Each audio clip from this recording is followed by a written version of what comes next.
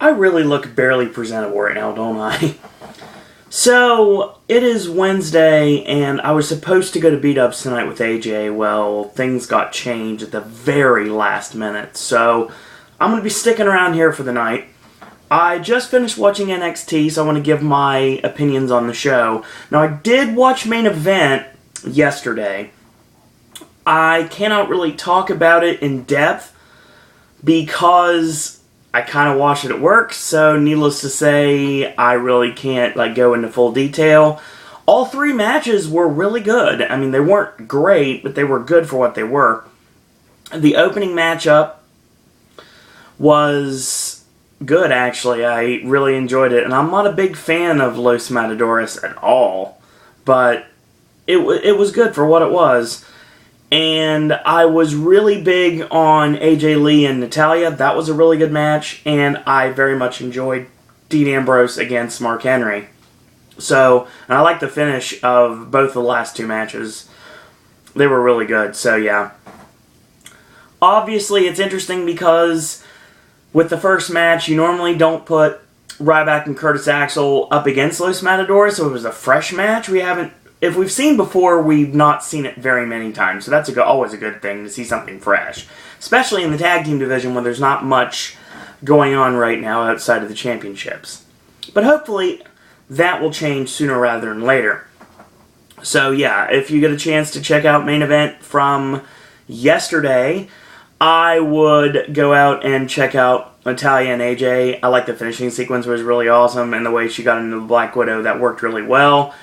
Especially the hardcore tease of Natty winning the Divas Championship, which I still believe will happen at WrestleMania. And it'll be a great moment, not only for Natalya, but also a great moment for Total Divas. This is probably how either the season is going to end this season, or it's going to be a hang-on until the next season. So I think that probably be how this season of Total Divas ends, which starts this Sunday on E, and I'm very excited for Total Divas. Sorry, my girl's going to be on the show, so yay. Yay, more Summer Rae. Owen's a happy guy. So now, real quick housekeeping. I'll throw some things out to you guys. Yeah, you pulled my arm. You gave me, you put me in a wrist lock. Yeah. I'm just going to do it. I'm pretty positive right now that September is getting extended. And the reason why is for a couple of reasons. Number one is because airfare. Apparently airfare is the cheapest on a Wednesday. Well, obviously I'm flying out on the 19th, which is a Friday. Then I was thinking, okay, I'll go a day earlier, and I'll try to take advantage of this new deal that Universal has right now for their hotel accommodations. And if the more days you stay, the cheaper your room is per night. That being said, I also thought about it, and I was like, I'm already going to be there on Friday. Thinking about going on Thursday. There's this thing I read online that says that Wednesday is the night that I should be flying out. Well, you know what? I think it's almost 100% a guarantee now. September 17th, that Wednesday, I will be flying back home to Orlando, and I am going to actively try my absolute best, my absolute hardest to get into the employee preview of Halloween Horror Nights 24. And for any of you out there that are watching this video, I don't know how you found it. I'll ask on numerous videos, obviously, but this is the first time I'm going to actually say this on a video. If there's any of you out there that work for Universal and wouldn't mind having Sir and Disney tag along with you for the evening, then please, by all means, get a hold of me. And if you don't know how to get a hold of me by now, then I will gladly tell you once again at the end of this video. So I have a couple people in mind, but I haven't got a chance to chat with them yet. So hopefully, fingers crossed, I will be not only making a triumphant return to Halloween Horror Nights this year, but also there before the general public, which is something I'm looking forward to actively pursuing. Now, that being said, I want to talk NXT, and this was the first NXT broadcast on the WWE Network after Arrival. And of course, there's a new video package that started out Arrival that talks about the future is now, which seems to be the NXT tagline, which will be on the t-shirt that I'll own very soon. And basically, there's a new highlight package highlighting the various NXT superstars. And I would say that it's very well done. And, of course, the show started off with highlights from the 3 top matches on Arrival. Cesaro and Zayn, Paige and Emma, and Neville and Dallas. So that was the way we opened the show. And we're going to open off the show with a one-on-one matchup featuring the brand new NXT champion Adrian Neville taking on Camacho, who seems to be like a man without a country right now since Unico decided to put on the Sin Cara garb and now he's on the main roster. Camacho's kind of in limbo right now, but he needed a match like this in order to stay relevant. And I had no problem with this match because basically Camacho got off some decent stuff and it wasn't one-sided, which was good. It didn't have to be a squash match, just to showcase what Neville can do. I mean, if it was me, I probably would have put him up against somebody like a Tyler Breeze that obviously works that type of style. But it was really interesting because the big man, little man mantra does work really well, and it did in this match. So let's talk about it from the get-go. And Camacho does a sweet running power slam, 1-2, and Neville kicks out. 2 big flying forearms off the ropes, spinning back kick, the drop kick to the side of the head from the bent over position, and he goes to the top turnbuckle, missile drop kick, he goes up top, hits the red arrow, 1, 2, 3, and Adrian Neville wins. I believe this was a non-title match. I see no reason why it wasn't. Renee Young gets in the ring, and this seems to be a pattern throughout the show, and I'll explain why in a minute. It's the reason why I don't have only 1 page of notes. I have 2, given the fact that all the interview segments and all the promos and the matches together equal out more than 1 page. Full page, front and back. So, how's the feeling of becoming NXT champion, is basically what Renee asks. Neville says it's indescribable. You know, I've been doing this for 10 years, traveling the world. Last week was the most amazing night of my life. This NXT championship, it's my validation. This is a message out that anything is possible. I'm not a prototypical champ. Matter of fact, I look like some crazy elf man. I thought that was a funny line, by the way. Good job, Neville. I'm from a small town in England that no one's ever heard of, and my accent. You know, even sometimes I struggle to understand what I'm even saying.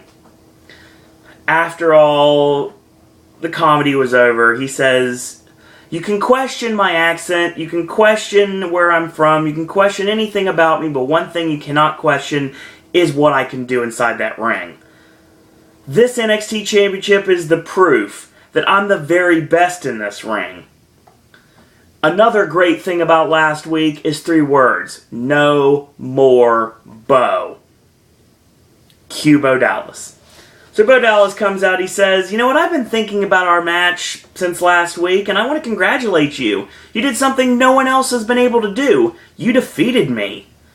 Now, the Bo Leavers are good sports, so I do want to tell you something outside of that fact. You know, you didn't pin me. You climbed up a ladder like a dad cleaning out his gutters. Great line, by the way.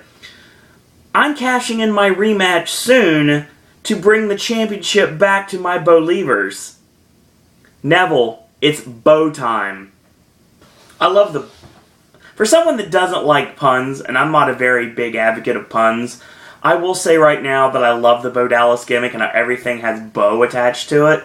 I know it's done several times in NXT. I know Emma does it too, but I mean, I like the Bo Leavers and I like all the stuff surrounding Bo Dallas. I like the gimmick completely. I think that what he showed at the Royal Rumble in the little mini feud against Wade Barrett, I would say that it was just a smidge of what he's capable of. If you brought in Bo Dallas now that he's a little bit more seasoned, I would say that he probably would fit very well in the heel group of WWE superstars. He could be a babyface, but it's one of those things. It's like he's got that face, he's got that smile, that he's so smarmy behind those eyes and the way that he looks at you. It's just, you can definitely see his brother in his eyes, obviously. You can see that rotunda look in both of their eyes, actually, if you didn't know. And I don't think that Bo Dallas will ever follow the buzzards, if you will. But I do think that Bo Dallas will probably end up on the main roster sometime before 2014 is over. And that's just purely speculation based upon what they're doing. I think that may also be the reason they didn't give Sami Zayn the NXT Championship, because they may put him on the main roster before Adrian Neville. I could be wrong on that. I think they're all going to end up on the main roster before too long, and then eventually you're going to get the next crop, and they're going to try to get ready for television, and then once they're gone, they go on in the WWE. So, yeah, it's going to be really awesome. NXT is going to be a great proving ground for the future of sports entertainment, and that's exactly what it should be. It's not a developmental territory. It's so much more than that. It's getting everyone ready for the bright lights, the big city life that is WWE, and still getting a fan base that when they come up to the big show, that once they come out on the ramp for the first time, that WWE fans, some of them will be known well enough that they would have a built-in reaction. Kind of like how Emma did when she came in. So, Renee did a little bit of backstage interviewing last week after NXT arrival, and this was all covered tonight. Basically, she's with Emma last week, and Paige deserves to be champion. I earned her respect, and we're friends, after all. So, Ric Flair shows up with his daughter Charlotte. You and Paige have to understand that Charlotte is going to be the next champion. Charlotte says, you lost twice. You can call if you need a shoulder to cry on, or girls' night, or call if you need anything. And Emma looks like she's spacing out, and she kind of is. She's like, are you listening? And then got Emma to break her concentration, and Flair woos, and that's the end of that. Okay. I said a long time ago, I'm not a fan of Charlotte at all. I think she's clunky in the ring, I really do. She's going to take a bit to grow on me. But I will say that using her dad as her mouthpiece, I don't have a single issue with this. Number one, it makes her relevant with wrestling fans that don't have any clue about her backstory. And they don't even play up the fact that, well, very often they play up the fact that they are blood relation. Now, the thing about that is, it's also a catch-22 because she has to live up to her father's footsteps, because obviously David couldn't do it. Reed sadly got cut down before he was able to. And it's Ric Flair. Charlotte has to live up to Ric Flair. She's carving her own niche, but she's still sticking to the Flair name. Not calling herself Flair, mind you. She is just sticking to the Flair name. And I don't mind this, but I still am not a big fan of Charlotte in the ring. I earned a little bit more respect for her as a technician in the match that I'm going to talk about in a few minutes. But I'm still not sold on her yet. I like her finish, though. It finally looked good this time around. So last week, after her retaining of her women's championship, Paige was with Renee. Excuse me. She had no doubt in her mind that she was going to win. But Emma gave her quite a battle. She respects Emma, and she also said that Emma is now her friend. She welcomes all challengers. Ric Flair shows up, says, "You are a great champion. You are simply awesome. But it's good you didn't mention the word rematch because you have to look forward to facing Charlotte." Charlotte comes into the frames like, "Congrats. You are the diva of tomorrow. You have no clue who I am." And she's like, "You're Charlotte." And she's like, "I am the diva who's going to take the championship from you." we're building towards the fact that Charlotte's going to be the next NXT Women's Champion. I'm not a big fan of that, but I guess that's the direction we're going, so... Excuse me. You got two separate directions to go with Charlotte. Number one, you have her in the BFFs with Sasha Banks and Summer Rae. Who, of course, Summer Rae is busy on Raw and SmackDown, so she kind of can't be there every time.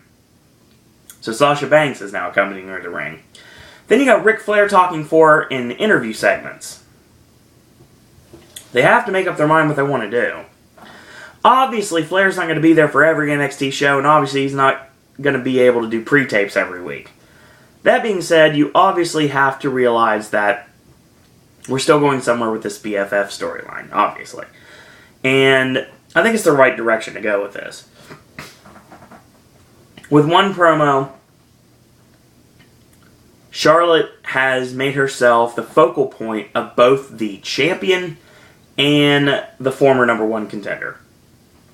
Smart booking to actually set up her as the next challenger for Paige.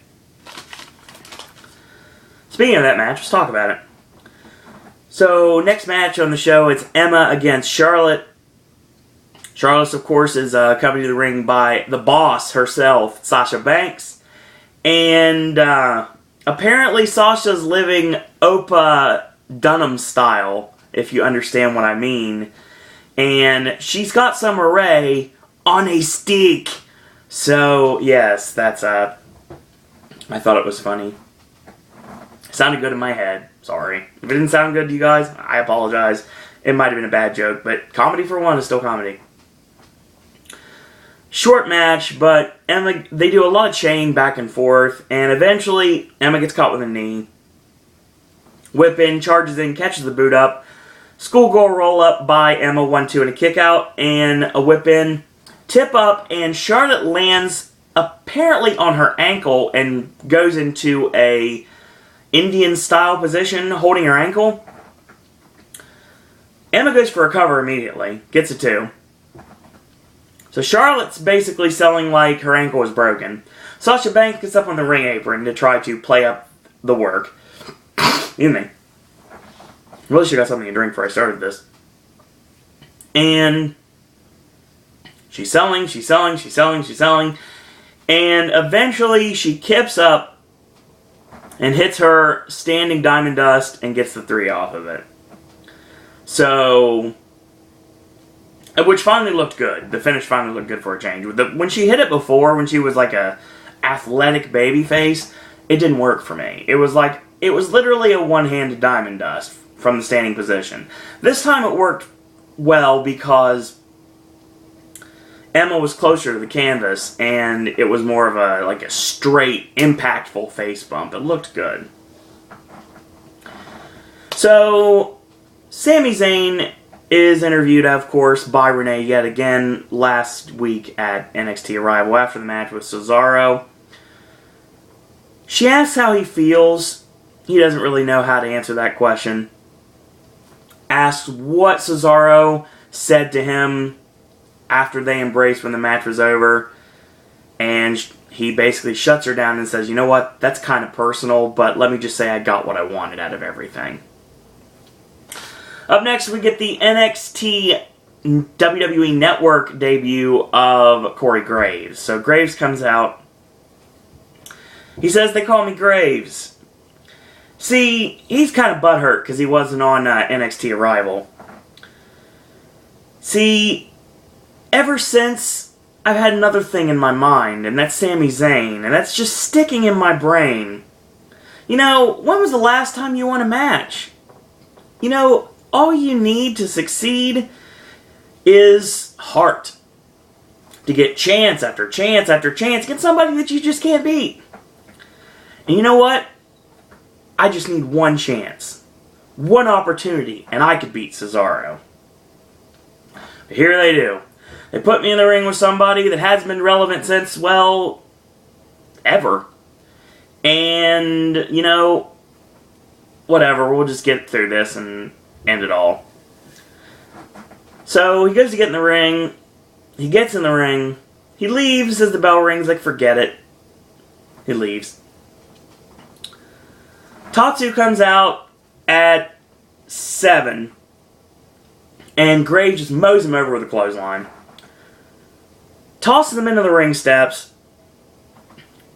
Gets back in the ring. Tatsu gets counted out. After the match is over, he attacks, rolls him in, locks in Lucky 13, and Sami Zayn runs out for the save. Grabs the mic and says, "You know what, Graves, I didn't know we had a problem, but now you've got my attention. All you had to do was ask, so we can do this right here tonight." This means that immediately we are going to get a main event this evening of Sami Zayn and Corey Graves, a match that I really want to see. So, Devin Taylor is attending the coming out party, as in the debut party of Adam Rose. And she is going to fully immerse herself in the Adam Rose experience. So we see DJ, Solomon Crow, by the way, nice little handout to him given the fact that his match with Sylvester Lafort was actually scrapped from this show, and they added the match with Adam Rose later on in the show as a last minute thing. But they're bringing this, and Crow's the DJ, we see a bunch of people dressed up, look like ravers, and there's a guy dressed up like a Roman gladiator wearing a bargain basement Thor getup. People are wearing colored wigs, there's techno music, all sorts of EDM everywhere, and then just like craziness. And of course, you see another person that has not debuted on television yet, and that's Kalisto. And he's got like these lightsabers, he's like twirling and doing flips for Adam Rose like he's personal acrobat.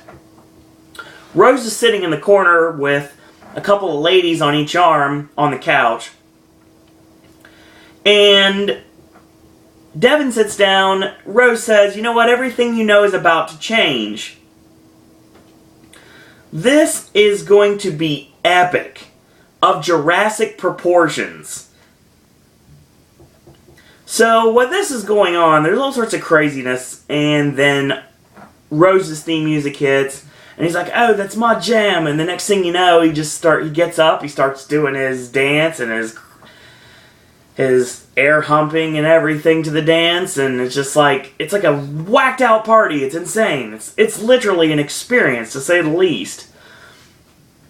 And it's like everybody board the Erotic Express, and choo choo, and it's like, this is awesome, first off. Now, for those of you that don't know what I'm talking about, Adam Rose is the former Leo Kruger. And me saying that, if you didn't know it already, you'd be totally surprised, given the fact that Leo Kruger and Adam Rose are two completely different gimmicks played by one very versatile superstar. Now, I'm going to just go ahead and call out the elephant in the room right away.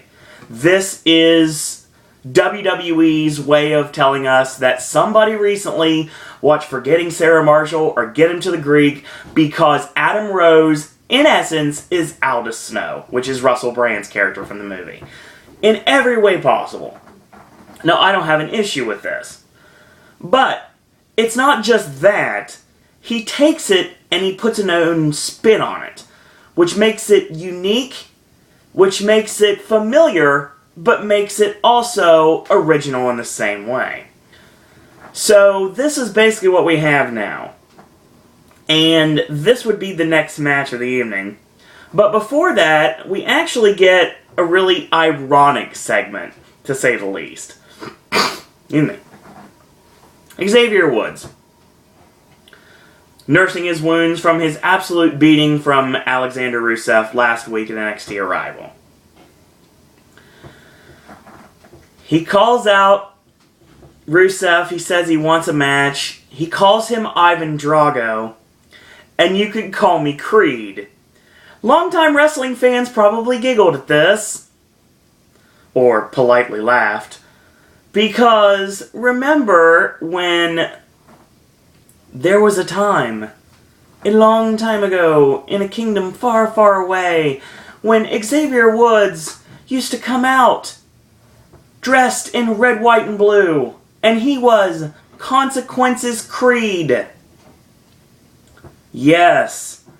What's going to happen is Creed is going to fight Drago. This writes itself, folks. It really does. And it's a nice little PS to people that know about Xavier Woods' background when he was Consequences Creed in TNA. And I'm sure that was done absolutely on purpose. We see Rusev with Lana in the back, and I gotta say I like Lana's hair down more than I do up. And basically he says a bunch of things that we cannot understand. And of course, Renee's like, what did he say? And Lana says he accepts. So next week, and by next week I mean tomorrow, you will get on the WWE Network at 9 p.m. Xavier Woods versus Alexander Rusev. So that should be an entertaining match, actually. So then we get a scene of a party. Same ravers from before. It kind of looks like the Rocky Horror Show, to be totally honest. And it starts on the stage. And then the music hits, which is World Goes Wild by Above Envy. And it's a perfect EDM raver song. It's just like everything is just there. It's like it's loud, it's booming, fits really well with the size of Full Sail's auditorium that they put NXT in, and it works really, really well. Music starts playing, and in the midst of this party is Adam Rose. And it's the first time we see him on television. The first time we see him to compete in an actual match. He comes to the ring, he's doing his unique dance, and the next thing you know, he falls backwards onto his posse, and they crowd surf him to the ring. Which is phenomenal, by the way. Something very unique. This is truly the Adam Rose experience.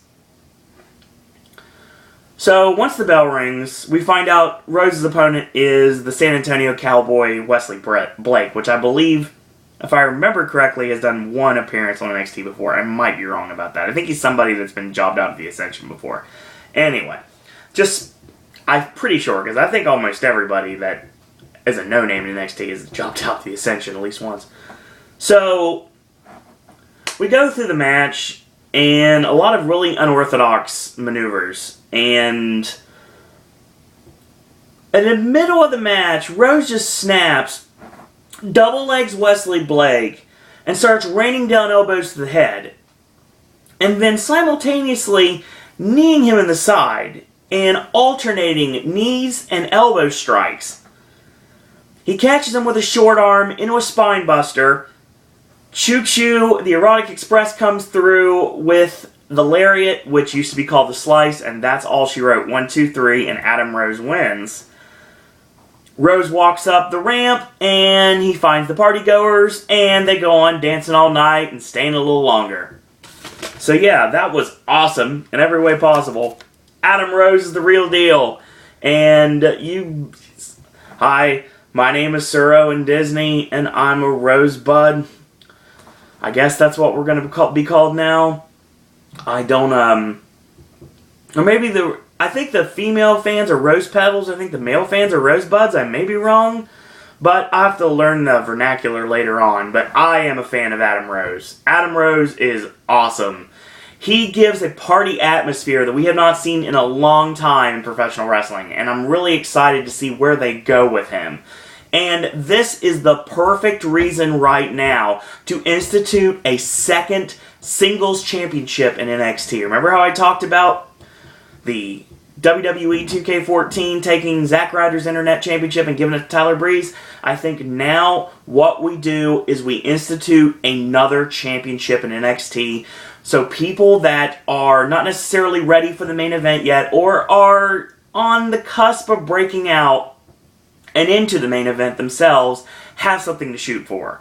And I think that's the right direction to go. And I think, if anything, Adam Rose could be the cornerstone of this brand new championship.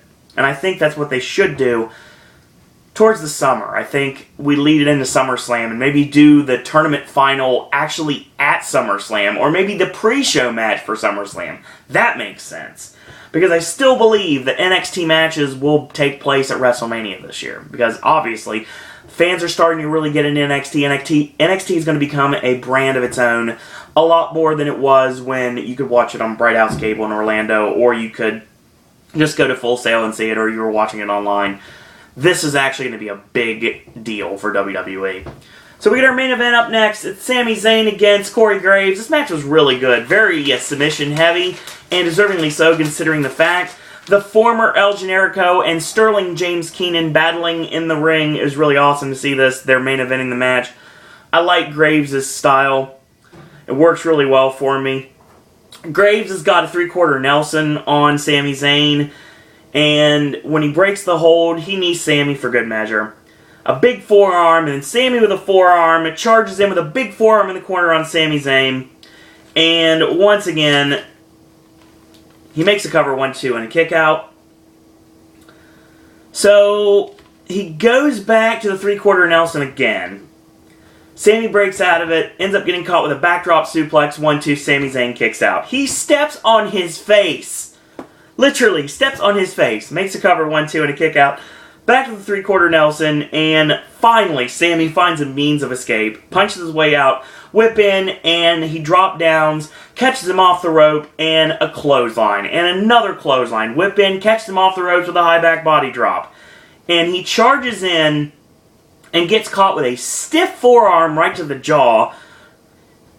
And he picks him up in a fireman's carry and flips him forward into a backbreaker. Makes a cover 1-2, and Sami Zayn kicks out. Charges in, he gets the elbow up, he gets to the middle rope, and flying body press off the middle rope, 1-2, and Corey Graves kicks out this time around. So he charges into another forearm from Graves. He goes for Lucky 13, and he gets kicked off by Zayn. Zayn plants him with the Blue Thunder Driver, 1-2, and Corey Graves kicks out. So he charges in, going for the Haluva kick, and he gets stopped with a diving clip, and Graves goes immediately to Lucky 13, reversing with a small package, 1-2, and a kick out. Nice false finish there, by the way. Wrist lock, double springboard, and it looks like he's going for the Tornado DDT. He gets caught. He's going for that fireman's backbreaker yet again. He flips him forward, countered into a small package, 1-2-3, and Sami Zayn defeats Corey Graves in the main event of NXT from last Thursday night. Yes, excellent match. Excellent match. NXT is awesome in every single way possible. And I very much look forward to continuing my viewership of NXT and talking about NXT each and every week here on Pop. So yes, that's what I will continue to do. If you have a chance, I would say check out anything involving Adam Rose on this show. I would say check out the main event with Sami Zayn and Corey Graves. It was really good. Interview segments were good on the show. I'm looking forward to Rusev and Creed next week. Yeah, I know. Alexander, Rusev, and Xavier Woods. Yeah, I know. It's the same thing. Everyone knows it. It literally was, because he was Consequence Creed, TNA. Now, looking forward to that next week, and by next week, I mean I'll be watching it next week, as in today, a week from today. So yeah, that's what I'll be recapping. There is no TNA Impact tomorrow, because number one, I'm watching Need for Speed with AJ, and number two, we've already recapped Lockdown, and I recapped Impact last week in order to catch up. So, tomorrow is going to be AJ and I's very final Academy Awards recap of the show. We talk about what happened on the show and the travesty that was the fact that American Hustle got robbed. And all that's going to be talked about. Friday, AJ's movie reviews are going to hit one more time. We have Need for Speed and Tyler Perry's Single Bombs Club, and maybe some more. Who knows? That may happen. Got a brand new Versus coming out next week, this Sunday, mind you, and of course we have SmackDown on Saturday, and WWE fans also join me for Raw on Tuesday night, and that's going to be leading up to NXT on Wednesday. So, and back to Impact on Thursday, and then back to AJ's movie reviews the next week. We do it all over again with Muppets Most Wanted, Divergent, and God Is Not Dead. That'll be fun to review, since we saw how wonderful Son of God when it would come to a review. So, like I said before, NXT was enjoyable. If you're not watching NXT, find a way to watch it via the internet or get the WWE Network. It's $9.99 a month, folks. It's worth it. It's worth every dime. It's my cure for boredom now, honestly. I mean, I just sit and just watch wrestling, and it's awesome to relive some of the moments I remember from my childhood, and some of the moments I never got to watch before because I never got to watch those pay-per-views back in the day. I'm going to start working on that as well.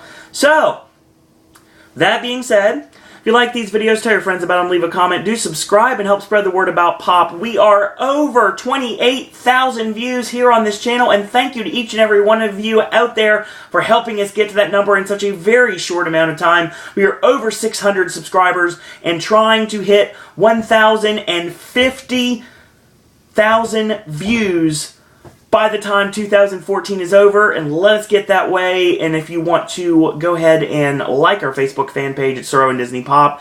If you want to be my friend on Facebook, it's Owen Disney. Very simple, very easy to find. It's me, Tim, and Jen from Halloween Horror Nights last year, sitting outside the lockers at Hollywood Rip Ride Rocket at Universal Orlando. That's a mouthful, isn't it? And also, if you'd like to follow me on Twitter, it's at Sir Owen Disney.